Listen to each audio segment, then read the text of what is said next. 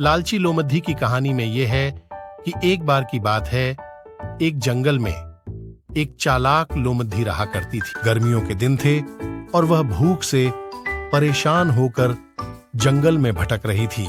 बहुत देर जंगल में भटकने के बाद लोमध्धी को एक खरगोश मिला, लेकिन खरगोश मिलने के बाद लोमध्धी ने खरगोश को खाने की बजाय उसे छोड़ दिया, क्योंकि वह इतना छोटा था कि उसे खाने से लोमध्धी का पेट कहां भरने वाला था। कुछ देर जंगल में भटकने के बाद भूखी लोमध्धी को एक हिरण दिखा।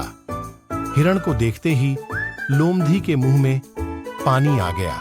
लोमध्धी हिरण को पकड़ने के लिए उसके पीछे दौड़ने लगी। लोमध्धी ने अपनी पूरी ताकत से हिरण का पीछा किया, पर हिरण लोमध्धी की पकड़ में नहीं आया। लोमध्धी खाने की तलाश में बहुत ही थक चुकी थी। जब लोमध्धी के हाथ हिरण भी नहीं लगा तो लोमध्धी सोचने लगी कि इससे अच्छा होता वह छोटे से खरगोश को ही खा लेती, जिसको उसने छोड़ा था।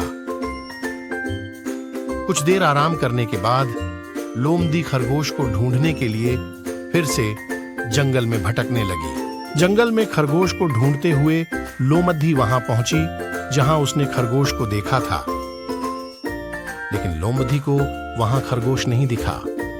थक हार कर लोमध्धी को अपनी गुफा में लौटना पड़ा, जिसके बाद कई दिनों तक भूखी लोमध्धी अपनी गुफा में भूखा रहना पड़ा और बहुत दिन बीत जाने के बाद लोमध्धी को खाना मिला। कहानी की सीख।